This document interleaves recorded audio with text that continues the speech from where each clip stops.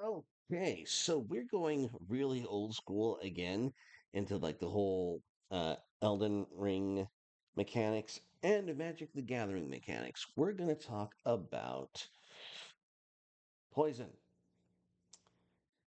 And when I say poison, I mean legitimately poison.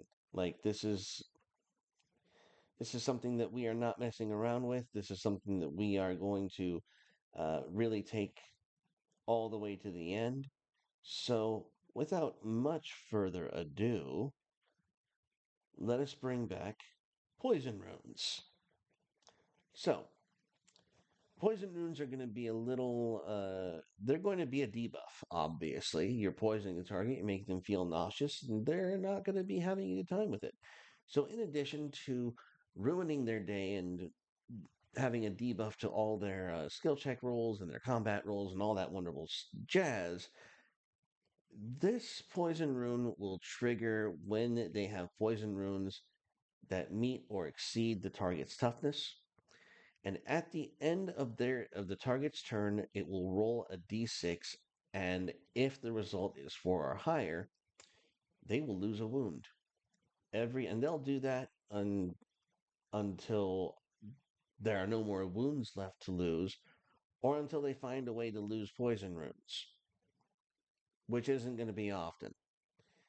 Default debilitation, obviously, lose wound.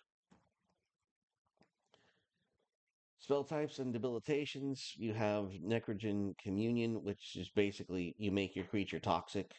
That's what you're doing with these runes. You're making everything toxic. You're poisoning people, you're causing them to lose wounds, damage over time status. That is what you are patiently waiting for the target to die.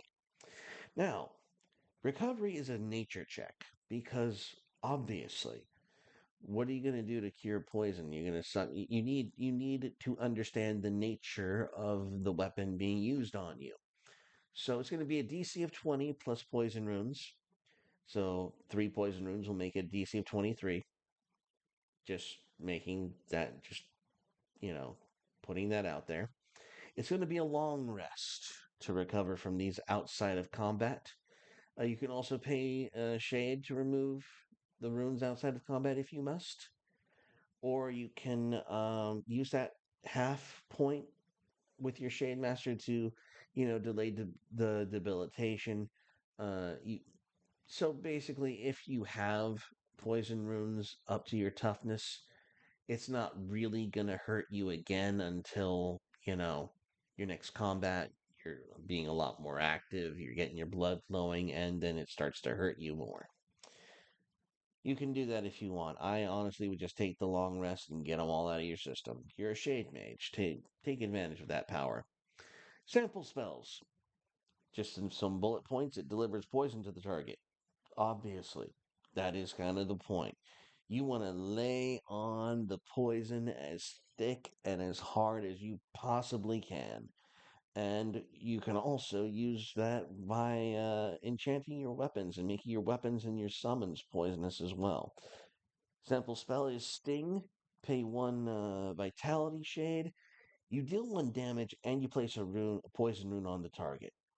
Eventually, if you do this enough times, you will poison the target outright and they will need to make that d6 roll. And every result of 4 or higher will cause them to lose a wound no matter what. Poisonous doesn't deal damage, but if you deal damage to anything else, a poison rune will be added to that damage. And you can put that on yourself. You could put that on an ally. You can put that on a shade summon. That's how this thing works. Your job is to lay on the poison as fast and as thick as you possibly can, because that's what the game is. That's how you win. And those are poison runes. Very simple, very direct. Next up, we're going to have the last of all the runes. It's going to be the second Vitality installment, and it's called Serum. And we're going to show you what Serum can do in this next video. Bye-bye.